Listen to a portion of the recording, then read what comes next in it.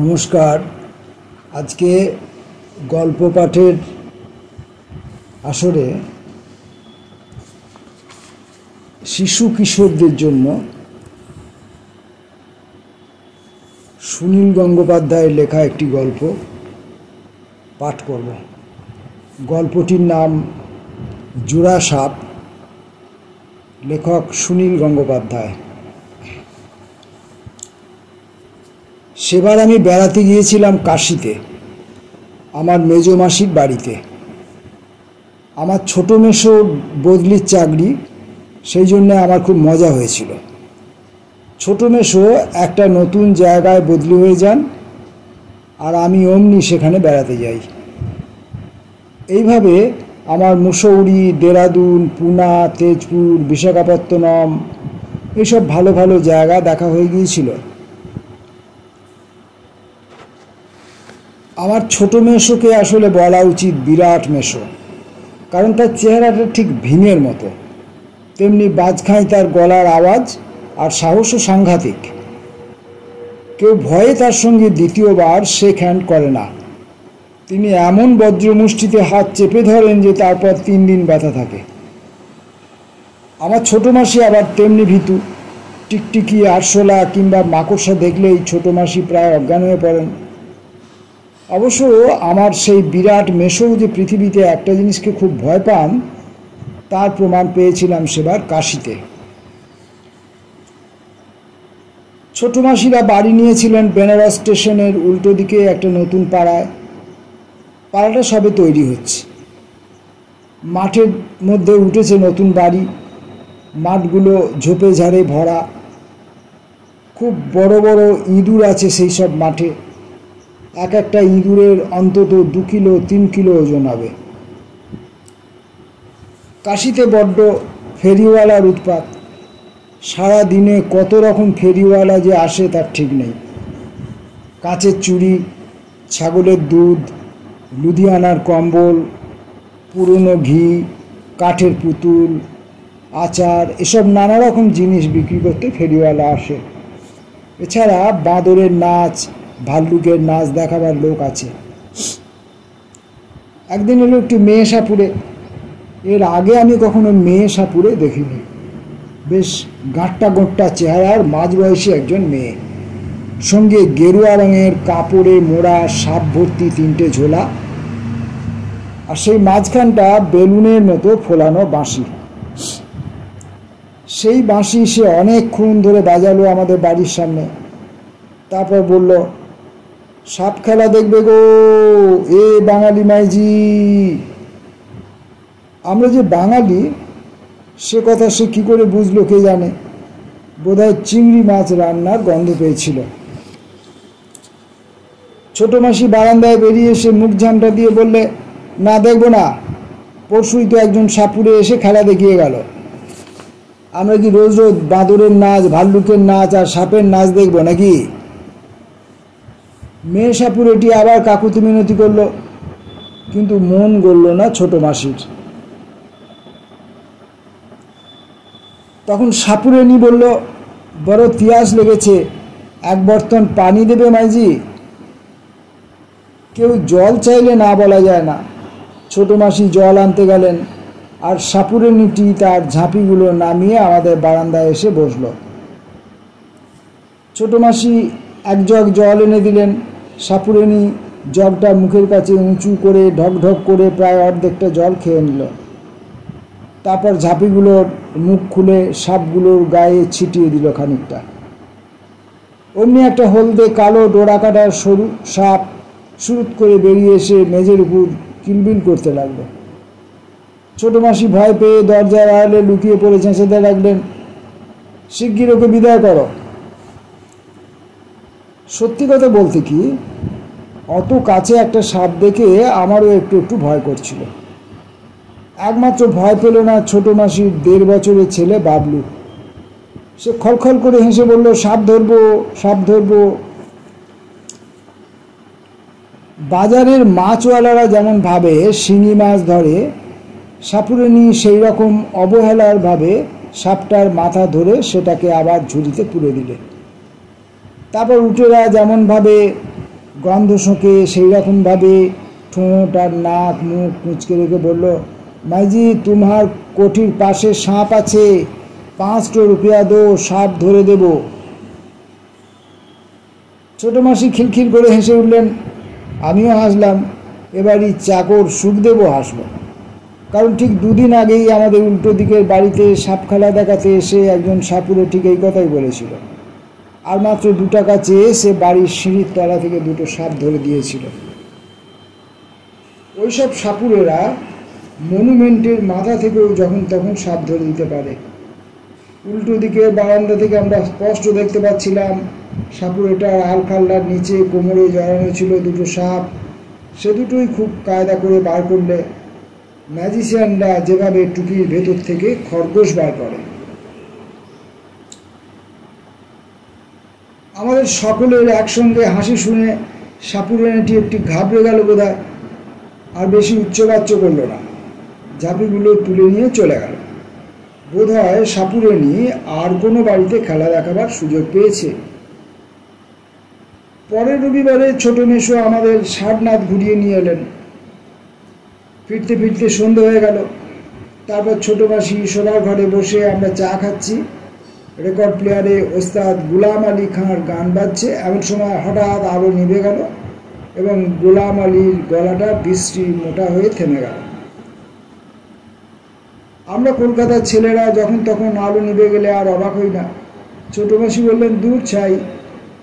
ছোট মেসো বললেন, এই শুরু হলো জ্বালাতন। কারুরই অবশ্য মোমবাতি খোঁজবার উৎসাহ হলো না। সেদিন পাতলা পাতলা জ্যোৎস্না ছিল, জানলা দিয়ে তার একটু আলো এসে পড়েছে। আমরা সেই আবছা অন্ধকারে বসে বসে চা খেতে লাগলাম।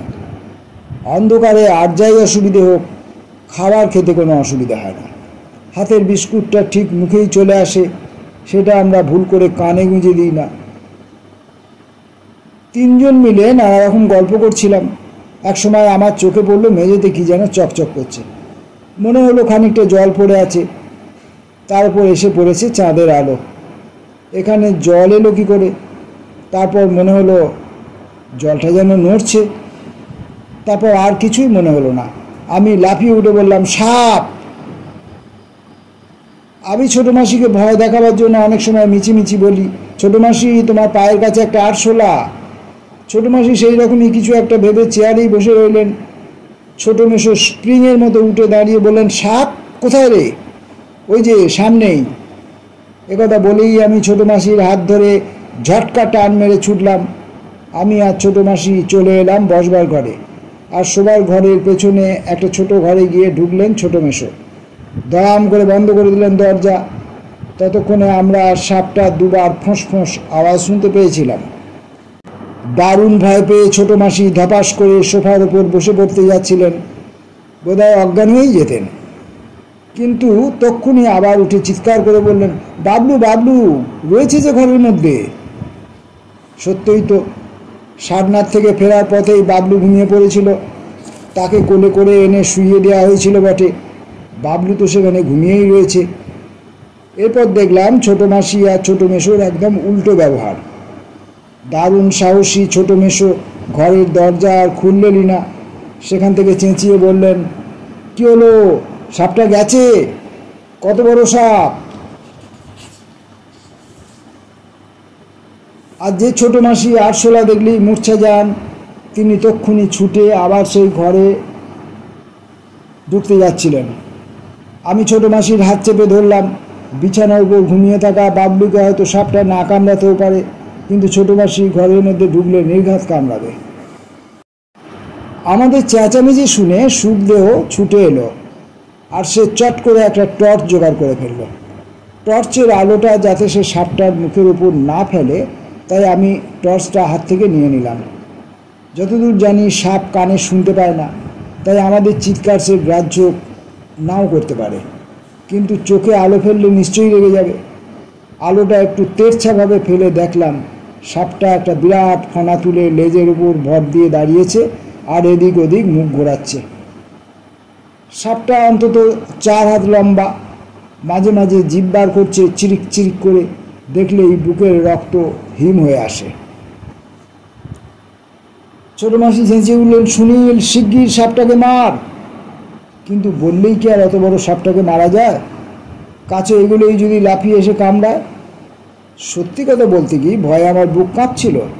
আমি বাঘ, ভাল্লুক, ভূতের চেয়ে সাপকে বেশি ভয় পাই। তবু ঘরের মধ্যে বাবলু রয়েছে, একটা কিছু করতেই হবে। আমি বললাম, সুখদেও লাঠি কোথায়, লাঠি? সুখদেও দৌড়ে গিয়ে একটা ডান্ডা নিয়ে এলো। সাপটা কী করে ঘরের মধ্যে ঢুকে পড়েছি জানি না, কিন্তু এখন সে বেশ ভ্যাবাচাকা খেয়ে গেছে মনে হয়। সাপেরা সিমেন্টের মেঝে পছন্দ করে না। ফনা তোলা অবস্থায় একটুখানি চলতে গিয়েই চটাং চটাং করে পড়ে যাচ্ছে। তাতে রেগে উঠে আরও বড় ফনা তুলছে। সাপটা তক্ষুনি মারবার বদলে ওটা যদি কোনো রকমে ঘর থেকে বেরিয়ে যেত তাহলে আমরা বাঁচতুম। কিন্তু সাপটা একেবারে উল্টো কাজ করলো। সেটা আমাদের দিকেই খানিকটা এসে একটা দরজার পাশে লুকিয়ে পড়ল।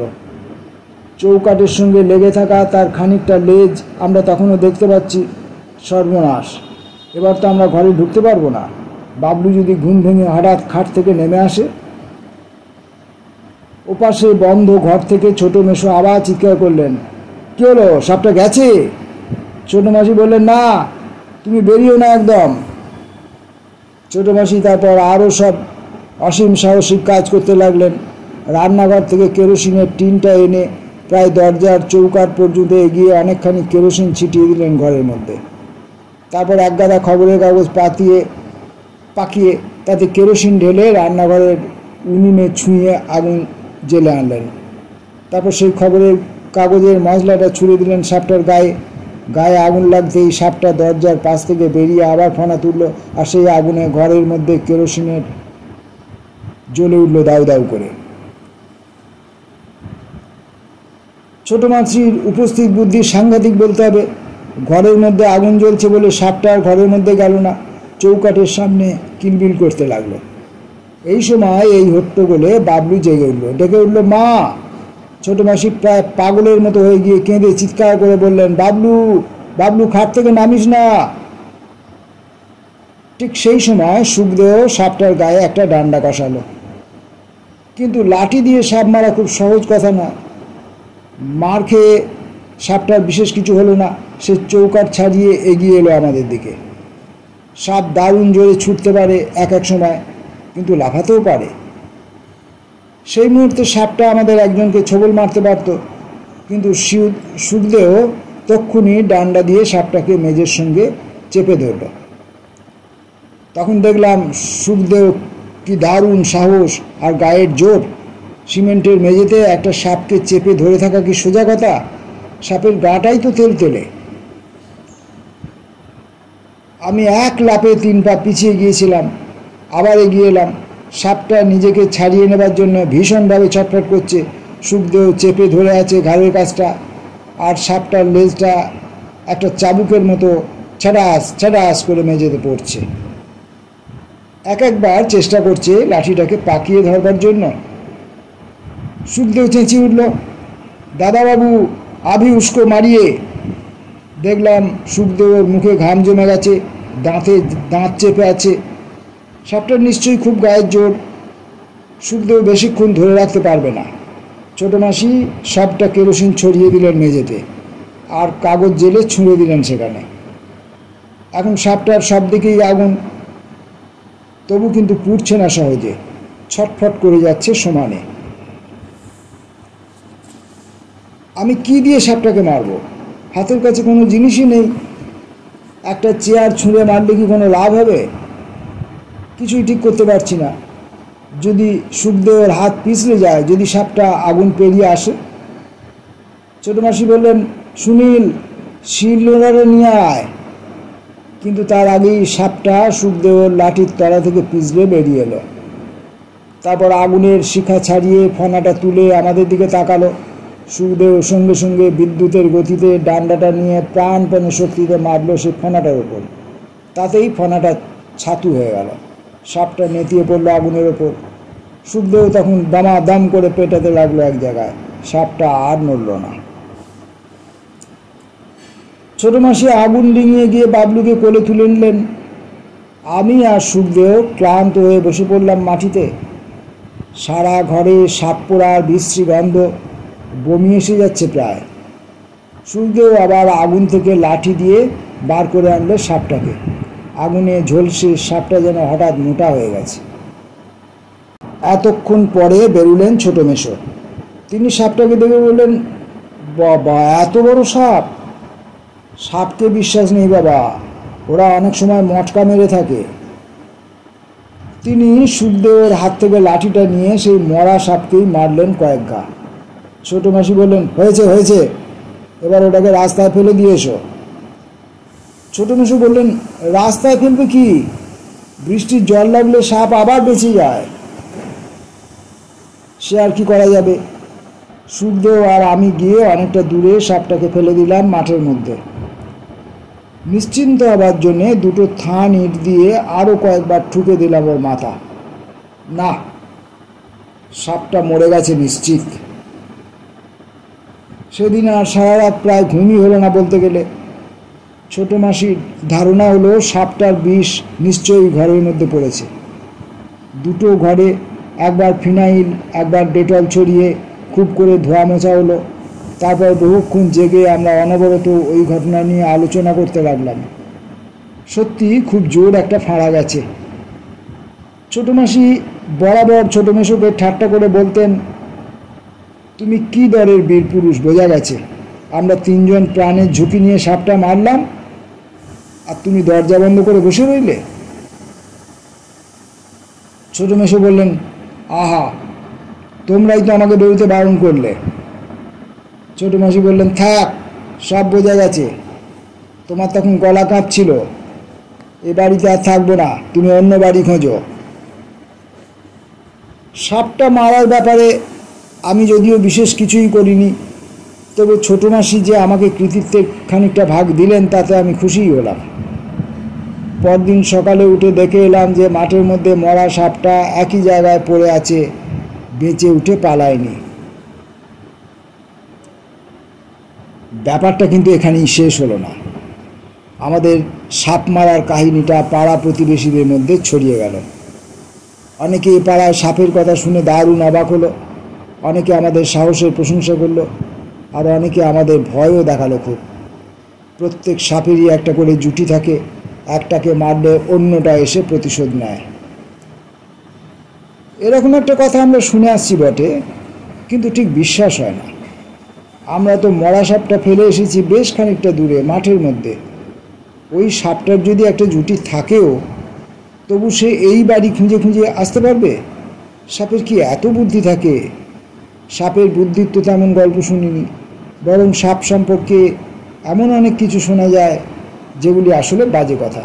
যেমন লোক বলে দুধ দিয়ে কলা দিয়ে সাপ পোষা, কিন্তু সাপ আসলে দুধও খায় না, কলাও খায় না। তবু উল্টো দিকে বাড়ির দারোয়ান বলল, খুব সাবধান বাবুজি, আমাদের গাঁওতে এই জন্যে কেউ সাপ মারে না। একটা সাপকে মারলেই অন্য সাপ এসে বদলা নিয়ে যায়। আমার এক চাচাতো ভাইকে সাপে কেটেছিল। আমরা তার কথা অবিশ্বাস করে উড়িয়ে দিলাম, তবু ভেতরে ভেতরে একটু ভয় রয়ে গেল। ভয় জিনিসটা একবার মনের মধ্যে ঢুকলে আর সহজে যেতে চায় না। আমরা কথা বলতে বলতে প্রায় খাটের তলা কিংবা ঘরের কোণগুলি খুঁজে দেখি ভালো করে। সন্ধ্যের পর সব জানলা বন্ধ থাকে। এদিকে ছোট মাসি পরদিন সবজি মন্ডি থেকে ঘুরে এসে চোখ বড় বড় করে বললেন, ত্রিবেদীজির বউ কি বললে জানিস? আমার মুখে সাপ মারার কথা শুনে বললেন, মরা সাপের লেজ দিয়ে নাকি তীব্র গন্ধ বেরোয়। অন্য সাপ সেই গন্ধ শুঁকে বোঝে কোন জায়গায় ওই সাপটাকে মারা হয়েছে। আমি বললাম, কোনো বইতে তো এরকম কথা লেখা নেই। ছোটো মাসি ঝাঙ্কার দিয়ে বললেন, যারা বই লেখে তারা বুঝি সব জানে। মানুষের থেকে জন্তু জানোয়ারেরা অনেক বেশি কিছু বোঝে। তুই বলতে পারিস কোথাও ভূমিকম্প হবার দুদিন আগে থেকেই সেখানকার মুরগিগুলো বেশ ছটফট করে কেন? আমি বললাম, তা বলে বেনারস শহরে কি সাপ কিলবিল করছে নাকি? ছোটো মাসি বললেন, সেদিন দেখলি তো অত বড় সাপটা, একটা থাকলে দুটো থাকতে পারে না। যাই হোক, এ বাড়িতে আর আমি থাকছি না, যদি পারি কাল পরশুর মধ্যেই উঠে যাবে। ছোটো মাসি খুব তাড়া দিতে লাগলেন ছোটো মেশোকে বাড়ি খোঁজার জন্য। তিনি অন্তত 3 তলার ফ্ল্যাট চান। ঠিক 4 দিনের মধ্যে সত্যিই এলো দ্বিতীয় সাপটা, একদম দিনের বেলা। দুপুরবেলা খাওয়া দাওয়ার পর ছোটো মাসি আর আমি বসে গল্প করছি। খাটের উপর খেলা করতে করতে একটু আগে ঘুমিয়ে পড়েছে বাবলু। একটু বাদেই ছোটো মাসির চোখে ঘুম চলে আসবে, তখন আমি আমার ঘরে চলে যাব বই পড়তে। তার আগেই দেখতে পেলাম সাপটাকে। ঘরের বাইরের দেয়ালের পাশে যে হাসনাহানা গাছটা রয়েছে, সেখান থেকে একটা সাপ জানলা দিয়ে ঘরের মধ্যে মুখ বাড়ালো, একদম আমাদের চোখের সামনে। ছোটো মাসি আর আমি এত অবাক হয়ে গেছি যে প্রথমে একটাও কথা বলতে পারলাম না। সাপটা জানলার শিকে লেজ পাকিয়ে 2-1 মুহূর্ত ঘরের মধ্যে চেয়ে রইল, তারপর দেয়াল বেয়ে উপরে ওঠার চেষ্টা করতে গিয়ে পারল না, ছপাত করে পড়ে গেল ঘরের মধ্যে। ওরে বাবা বলেই ছোটো মাসি আর আমি এক দৌড়ে পালালাম। তারপরেই আমরা দুজনে ফিরে এলাম দরজার কাছে। ঠিক আগের দিনের মতো অবস্থা, ঘরের মধ্যে সাপ, খাটের উপর ঘুমিয়ে আছে বাবলু। সাপটাও ঠিক একরকম, 1.5 লম্বা, মাথার উপরে একটা পায়ের ছাপের মতন। আর ছোটো মেশো বাড়িতে নেই, সুখদেও একটু আগে বেরিয়ে গেছে। খাওয়া দাওয়ার পর সে একটু ঘুরে আসতে যায় রোজ। একই রকম বিপদ থেকে কি পরপর দুবার বাঁচা যায়? ছোটো মাসি সেদিনকার মতো আর সাহস দেখাতে পারলেন না, একেবারে ভেঙে পড়লেন। ওরে বাবা গো, হাঁপাতে হাঁপাতে আর কাঁদতে কাঁদতে এই কথাই বলতে লাগলেন বারবার। আমি ছোটো মাসিকে শক্ত করে ধরে আছি। হঠাৎ ছুটে ঘরের মধ্যে ঢুকে পড়লেই সাংঘাতিক কাণ্ড হবে। সাপটা খাটের উপর একটা পায়ের সঙ্গে লেজ জড়িয়ে মাথাটা ঘোরাচ্ছে এদিক ওদিক, মাঝে মাঝে ফনাটা সামান্য উঁচু করে আমাদের দেখছে। ওকে দেখলেই আমার গা কাঁপছে। শুনছিলাম মানুষ যেমন সাপকে ভয় পায়, তেমনি সাপও ভয় পায় মানুষকে। সহজে মানুষ কাছে আসে না, কিন্তু এই সাপটার একটু ভয় পাবার লক্ষণ নেই। কি যেন খেলা করছে। মেল ট্রেনের চেয়েও তাড়াতাড়ি চিন্তা করে যাচ্ছি কি করে সাপটাকে মারব। সেদিনকার মতন কেরোসিন ছড়িয়ে পুড়িয়ে মারার উপায় নেই। সাপটা ইচ্ছে করলেই খাটের নিচে লুকোতে পারে। সুখদেওর মতো ডান্ডা হাতে নিয়ে ওর কাছে যেতেও পারছি না। যদি একবার ফসকায়। তারই মধ্যে একবার ভেবে নিলাম, সাপটা যখন প্রতিশোধ নিতে এসেছে, তখন কাকে কামড়াবে? ছোটো মাসিকে না সুখদেওকে? আমাকে কামড়ানো উচিত নয়, কারণ আমি তো আগের সাপটাকে ঠিক মারিনি। পরের মুহূর্তেই ভাবলাম, ছি, আমি কি স্বার্থপর। ছোটো মাসির চিৎকারে বাবলু জেগে গিয়ে খাটের উপর উঠে বসলো। আমরা দুজনেই একসঙ্গে বললাম, বাবলু নামিসনি, সাপ সাপ, নামিসনি। বাবলু বলল, কোথায় সাপ? খাটের নিচে, নড়িস না, একটুও নড়িস না। বাবলু খাটের পাশে ঝুঁকে সাপটাকে দেখলো, সাপটাও দেখলো বাবলুকে। সাপটা এত বড় যে অনায়াসেই অতটা ফনা উঁচু করে ছোবল মারতে পারতো বাবলুকে। আমরা শিউরে উঠে বললাম, সরে যা বাবলু, সরে যা। বাবলু ওইটুকুনি ছোটো ছেলে, সে চেঁচানিতে ঘাবড়ে গেল। প্রথমে সে কেঁদে উঠলো অ্যাঁ করে, তারপর হঠাৎ পা দুলিয়ে খাট থেকে নেমে পড়তে গেল। চরম বিপদের সময় মানুষের ঠিক একটা বুদ্ধি এসে যায়। আমি এতক্ষণ যা ভাবিনি তাই করে ফেললাম। ছোটো মাসিকে পিছন দিকে ঠেলে ফেলে দিয়ে আমি ঘরের মধ্যে ঢুকে এলাম। এক টানে আমার গা থেকে জামাটা খুলে ছুঁড়ে দিলাম সাপটার দিকে। সাপটা রাগ করে জামাটার উপর ছোবল মারতে গিয়ে তার মধ্যে তালগোল পাকিয়ে গেল। তার রাগী ফোঁস ফোঁস শব্দ শোনা যেতে লাগলো শুধু। আমি এক হাতে বাবলুকে ধরে ফেলে চেঁচিয়ে বললাম, ছোটো মাসি, লাঠি আনো, শিগগির লাঠিটা। কিন্তু আনতে হলো না। তখনই রাস্তায় শুনতে পেলাম প্যাঁ পোঁ বাঁশির আওয়াজ, সাপ খেলানো বাঁশি। আমি এবার আনন্দে চিৎকার করে উঠলাম, ছোটো মাসি। তার আগেই ছোটো মাসি ছুটে গেলেন রাস্তার দিকে। সেই মেয়ে সাপুরেটি আসছিল। ছোটো মাসি গিয়ে তার হাত ধরে ব্যাকুলভাবে বলতে লাগলেন, শিগগির आओ, কামরা में एक সাপ, तुम पकड़ो, तुमको 10 টাকা 20 টাকা देगा। কাঁধের ঝাঁপি নামিয়ে ছুটে এলো সাপুরেনি। জামাটার কাছে গিয়ে বসে পড়ে বাজাতে লাগলো তার বাঁশিটা। একটু বাদেই জামার ভেতর থেকে ফস করে সাপটা ফনা উঁচু করলো। অমনি সাপুরেনিটি দারুণ রেগে গিয়ে বলল, আরে কালুয়া। সাপুরেনিটি বাঁশিটা ডান দিকে বাঁ দিকে নাড়াতে লাগলো, আর সাপটাও মাথা দোলাতে লাগলো সেই সঙ্গে। তারপর এক ফাঁকে কপ করে ধরে ফেললো সাপটার মাথা, বকুনি দিয়ে বললো, আরে কালুয়া বদমাস কা বাচ্চা। আমরা অবাক। সাপুড়েনেটি সাপটাকে ধরে উঠে দাঁড়িয়ে বলল, কাল সে আমি ঢুঁড়ছি এই সাপটাকে, বদমাসটা যে কখন ভেগে গেল। ছোটো মাসি বললেন, হ্যাঁ? বাবলুও কান্না থামিয়ে চোখ গোল গোল করে তাকালো। সাপুড়েনি একগাল এসে বলল, হ্যাঁ মাইজি, কাল এই রাস্তার উধারে এই কোঠিতে খেলা দেখালাম, তার মধ্যে কখন এই বদমাসটা ভেগে গেল। সাপুড়েনিটি এইমাত্র উপকার করলো, সেটা ভুলে গিয়ে দারুণ রেগে গেলেন ছোটো মাসি। চোখ পাকিয়ে বলেন, হ্যাঁ তুই সাপ ছেড়ে দিয়েছিস এ পাড়ায়? আরেকটু হলে আমার ছেলেকে কামড়াতো, তোকে আমি পুলিশে দেবো। সাপুড়েনিটি বলল, ইসকে তো বিষ নেই, এই দেখিয়ে না। সে একটা মুঠো পাকিয়ে সাপটার মুখে মারতে লাগলো বারবার। সাপটা কামড়ালো না, মুখটা ফিরিয়ে নিতে লাগলো। শুধু তাই নয়, বাইরে এসে সাপুড়েনিটি সাপটাকে মাটিতে ছেড়ে দিতেই সে সরসরিয়ে ঢুকে গেল একটা ঝাঁপির মধ্যে। তখন আর সন্দেহ রইল না যে সেটা সত্যিই পোষা সাপ। ছোটো মাসি তবু বললেন, তোকে এক পয়সাও বকশিস দেবো না, তোর সাপ কেন আমার ঘরে ঢুকবে? আর একটু হলে আমি হার্ট ফেল করেছিলাম। এখন বুক ধস ধস করছে। কিন্তু আমার একটা খটকা লাগলো, এই সাপ কয়েকদিনের মধ্যে একই ঘরে ঢুকে পড়ল। দ্বিতীয়টা তাহলে প্রতিশোধ নিতে আসেনি? আমি সাপুড়েনিকে জিজ্ঞাসা করলাম, তোমার কটা সাপ পালিয়ে গিয়েছিল?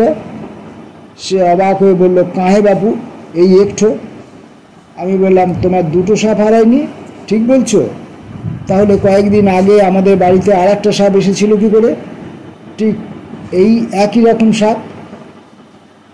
সাপুড়েনি চোখ কপালে তুলে বলল যে সে কথা তো সে জানে না, সে কসম খেয়ে বলছে তার এই একটা সাপই হারিয়েছিল, তাও কাল সন্ধ্যাবেলা।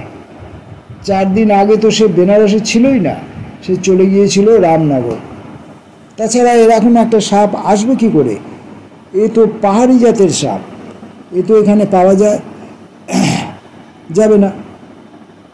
তাকে যতই বলি যে ঠিক ওই রকম একটা সাপ সত্যিই মেরেছি, সে অবিশ্বাসের সঙ্গে মাথা দোলায়। এর মধ্যে সুখদেও এসে পড়েছে। আমি বললাম, সুখদেও, মাঠের মধ্যে ওকে সেই মরা সাপটা দেখিয়ে দাও তো। সুখদেও সাপুড়েনিকে নিয়ে গেল মাঠের মধ্যে। সাপটা সেখানে নেই, না থাকতেই পারে, 4 দিন কেটে গেছে, এর মধ্যে কাক চিল শকুন খেয়ে ফেলেছে নিশ্চয়ই। সাপুড়েনিটি হেসে হেসে মাথা দোলাতে লাগলো। আমরা তাকে মাত্র 5 টাকা বকশিস দিয়ে বিদায় করে দিলাম। ব্যাপারটা একটু রহস্যময় রয়ে গেল। সন্ধেবেলা ছোটো মেশো বাড়ি ফেরার পর সবিস্তারে সব কথা তাকে বলা হলো। তিনি প্রথমে বিশ্বাস করতে চান না। পরপর 2টো সাপ একই ঘরে। যাক, তিনি নতুন বাড়ি দেখে এসেছেন, সামনে রবিবারই সেখানে চলে যাওয়া যাবে। ছোটো মাসি বললেন, দুপুরে তখন আর কেউ ছিল না, তবু ভাগ্যিস সুনীলটা ছিল, ওই তো সাহস করে জামাটা ছুঁড়ে দিয়েছিল, নইলে কী যে হতো, আমার তো মাথা খারাপ হয়ে গিয়েছিল একেবারে। ছোটো মেশে এসে বললেন, একে তো পোষা সাপ, তার উপর বিষ নেই, তার সামনে যাওয়ার এমন কি? আমি থাকলে ওটাকে খপ করে ধরে ফেলতাম। ছোটো মাসি বললেন, তখন আমরা জানতাম যে ওটার বিষ নেই কিংবা পোষা। ছোটো মেশো বললেন, ও দেখলেই বোঝা যায়, তোমরা তো সাপ চেনো না, আমি চিনি, জীবনে কত সাপ দেখেছি। কিছু না বুঝে বাবলুও হাসতে লাগলো।